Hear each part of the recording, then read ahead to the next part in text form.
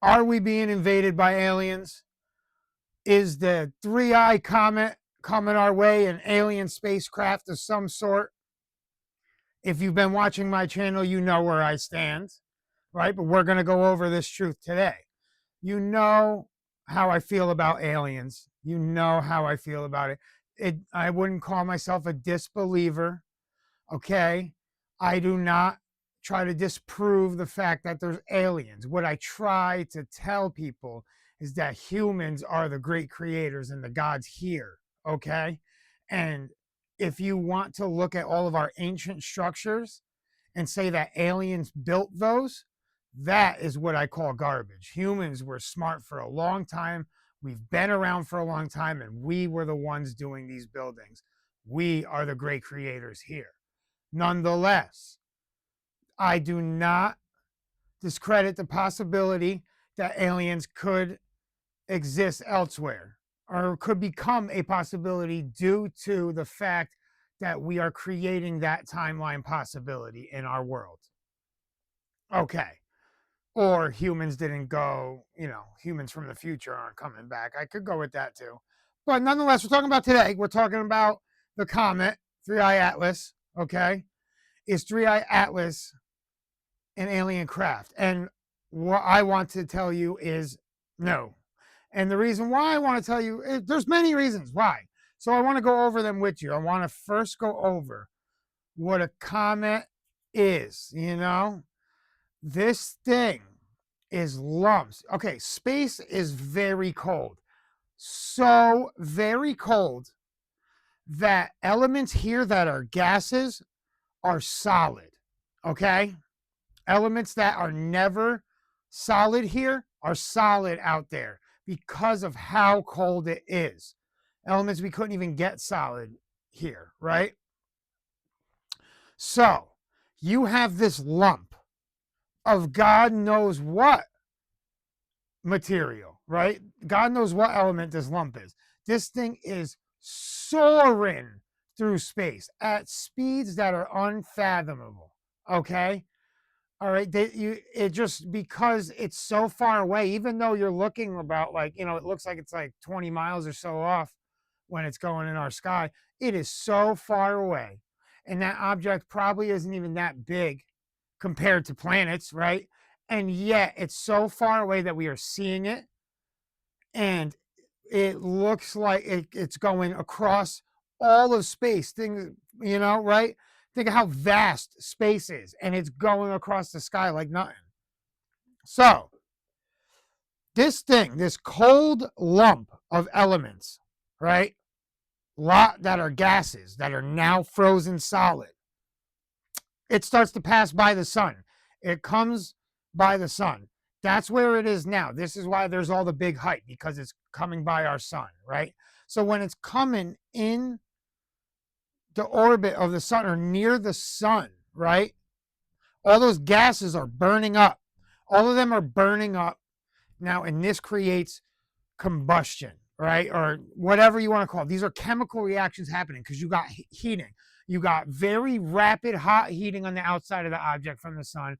You have internal heating happening. You have cooling. You have all sorts of chemistry happening as this elemental rock made up of God knows how many different substances is being turned into a chemical chain reaction, right? And it is just emitting light because of those reactions happening. Light is being created because these gases are burning. We know what colors. Now, this is how we judge what gases are there. This is how we make estimates on what gases are there, because we look at the colors of the light, and then we know certain things burn certain colors here. I think nitrogen burns green, I think, something like that.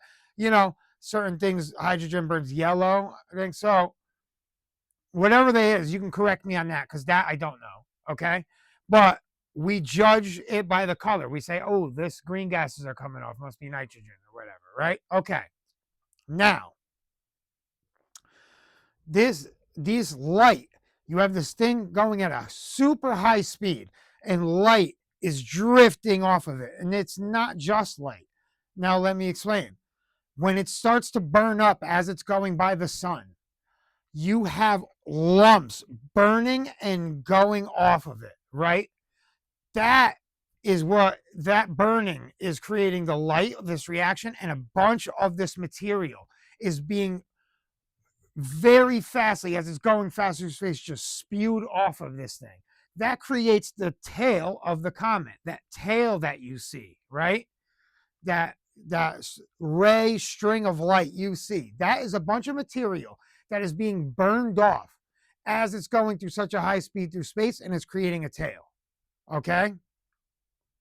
Now, this is why I'm getting into this, because people are saying, oh, it looked as if it stopped, changed direction, or you know what I mean? It looks as if the direction of it was weird or something like that. Like it changed directions for a second, blah, blah, blah.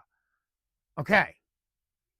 So there's a lot that can explain this, but you have to realize you're looking at light, and light does many weird things.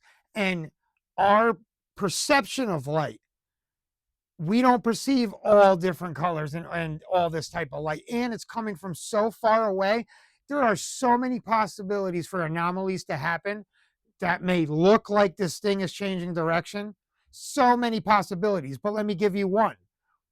As it's passing by the sun, you already have the tail. Now you have the tail of big lumps falling off, making the main tail. Then there's a second tail that comets have, because the sun, you know, you've heard of solar winds. Okay. Solar winds are so big, they have their own gravitational force. Okay. So as the solar winds are being shot out towards the comet, their magnetic field is taking smaller material away from the comet. Not as big as the comet's normal tail that's being burnt up and shot off, but now this is being attracted by the sunlight or the solar winds, the sun's magnetic field, the light that is being shot at it through the solar winds. That is now dragging smaller, finer dust material off of this comet at a very high speed, and it's being burned up at a very high speed. And this is emitting so much light. Now, this creates a second tail, okay? As it's going in the orbit around the sun and the gravitational field is pulling different directions, the speed of the comet, the pull from the sun, and the pull from the solar winds that the sun shot off, that can cause the second tail to go in a different direction as the normal tail, okay? This causes an anomaly that makes it seem like we don't know what direction it's going, okay? Or changing direction. So that explains that. Then you have to think about, what type of comet is this? We don't know. This thing is on fire, soaring through the sky. So we don't know what the surface of it looks like, okay? So if it's a spongy surface, we have porous rocks. That's what they call porous rocks. Rocks that look like Swiss cheese, bunch of holes in it. We have meteorite rocks here on Earth from crashed meteorites, right? So some of these are very porous, very spongy looking, cheesy, Swiss cheesy looking, okay? So when that happens, now you have holes on the inside. This thing's being heated up. A lot of that heat can go in through the holes on the inside. Now the material in the center can heat up like a little sun in the center. Think of it like that. Think about the center of our Earth, how it's molten. Think of that happening there. Now, these things have also not just gases that are solid that are now being burnt up, but now we're going to the heats that are liquefying metal. And what they have, all types of metal, iron and nickel. But you got to think of nickel. Nickel is a crazy material when it gets molten hot like that. And the combustion and light that it can give off is insane, right? You can look at old alchemists playing with this shit, right? Blowing up. So nickel, it's just like molten, it's hot metals right now, creating more chemical combustion from the inside of the comet, spewing out light from all sides of this holy spongy, so the center of the Swiss cheese, and now light just bursting out of it. That can create other anomalies, more anomalies that can throw our perception off Our perception is light, people. So how are we judging this thing? We are looking at the light and we are making assumptions due to the light. Okay. So this, we can't just go ahead and start calling everything we see in the sky aliens. First of all, we got thousands and thousands and thousands of satellites circling the Earth. We have so much, space is so vast. There's so many comets, debris, meteorites, things we don't even know are there and are our neighbors. We have planets that are in our solar system that people don't know about. So we cannot just look at something and just go aliens, you know? This is something, this is like clickbait. This is something people are, they're trying to get a fucking, you know, something, a reaction out of you because they want that reaction, right? And they want you confused. They want you thinking that, oh, let's have them believing in this fantasy world to where they don't know what their reality is anymore, right? If you watch our news now and you watch everything, it's like we have no clue what's real or what's fake anymore. Okay. So the more types of things like this that take you away from using your eyes and your of the world are right around you and distract your world view and give you opinionated views, right? Dogmatic views that, you know, theosophical views that it corrupts your view of the world and makes you think that you have this model of a world that isn't the real thing, right? You construct this belief that your world is this way when if you really go out there and see the world, it's nothing like what you thought and it's beautiful. Our world is beautiful, okay? And it's amazing what we can do. And our science is amazing. And I'm not going to let all of our work and the genius of humanity be handed over to saying we were created by aliens, they were building those buildings, and aliens are coming back to us, and blah, blah, blah. No. Humans are the greatest. We are here. We are the creators. We are the gods of this world. We are the experiencers, the observers of this intellectual world, this giant intelligent world, this world of consciousness and light. Love, light, and consciousness is our world, and consciousness does what it wants and it can change, right? Consciousness can change how it constructs a world. When you are going into a dream, your consciousness is constructing a dream world, but it feels real to you. It's the same thing as our agreed upon existence, okay? It's not always what it seems, but look at the real. Look at our world, right? And look at what we can analyze and take scientific data from that and say that's why we have the scientific method so we can try to get some sense of this world. But we can't just make conclusions that are anything, right? So we have to stick to what is solid and what we know, right? And we also have to be careful of just because, you know, science has its way, the way they teach our kids in school, doesn't mean that's right either, because there's a lot of things that aren't right. Science has a lot of work to do, and there's a lot of holes in general relativity. There's a lot of holes. String theory, don't get me started. Please, the whole quantum thing, that is just a whole mind F word. You know what I mean? That is just a mind twist. Okay?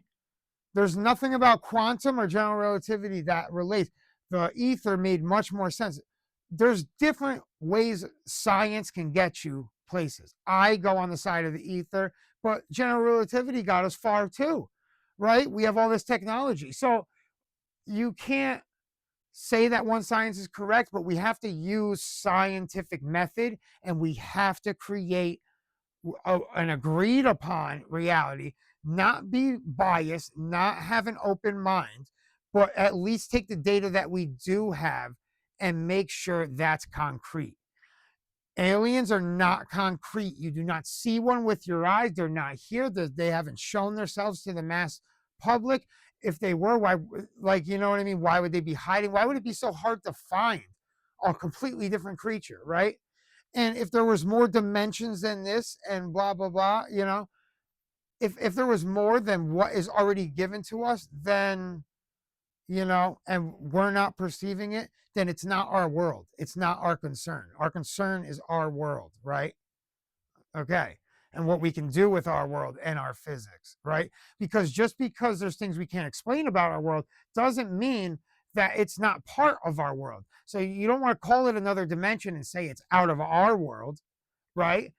Like, you want to say, okay, no, that dimension is part of our world. We're just not in it, or we can't access it right now due to our science. But our science needs to improve, okay?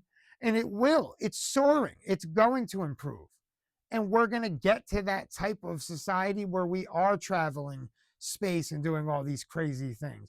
But until an alien lands on friggin' Earth and it's all over the news and can't deny it, and you see a being, do not let them just mislead you and brainwash you and just corrupt your view of the world. Focus right here. Start learning more about science. Do research about what a comet even is, what it does, before you just believe this hype that someone's telling you something that you can't even prove, right? Something that you can't even see with your own eyes, right? Telling you that humans aren't smart enough to make the pyramids. Telling you, go look at the friggin' the buildings that the Greeks made.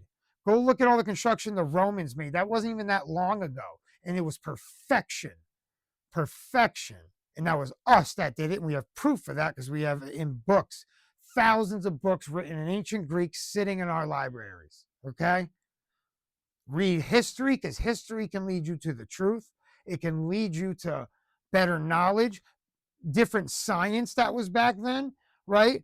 Different opinion. You have to be on a broad spectrum. So taking in knowledge from all areas, not just knowledge from your everyday, from your news channel or from people that don't even know what the hell they're talking about, right? We need the truth out there because we need to wake up and get smarter as a society. Because you are smart. You are. You're not dumb. You are not. You don't want to be a robot. You don't want to keep having human society have to just work and struggle and be slaves all the time. No. You want us having clean water, good food to eat that's not poisoning us, right? You want to live in a beautiful world. You want peace, not war, right? We have to create these things. We can't just sit there and talk about it. So we have to make sure we are getting smarter, more intelligent, so that we don't need to rely on other people, governments that are taking control of us, charging us for electricity when it should be free, and charging us for all these things. We need to improve. And improving would mean getting smarter and realizing that where we've been brainwashed, where we've been poisoned, where we've been misled, and start fixing those things, okay? So keep your reality here. And if you want more dosing of reality, come back to the DNAS channel. Like and subscribe because that helps. I need some of them buttons being smashed. That really helps me. I want to continue making videos for you. And I'll see you next time.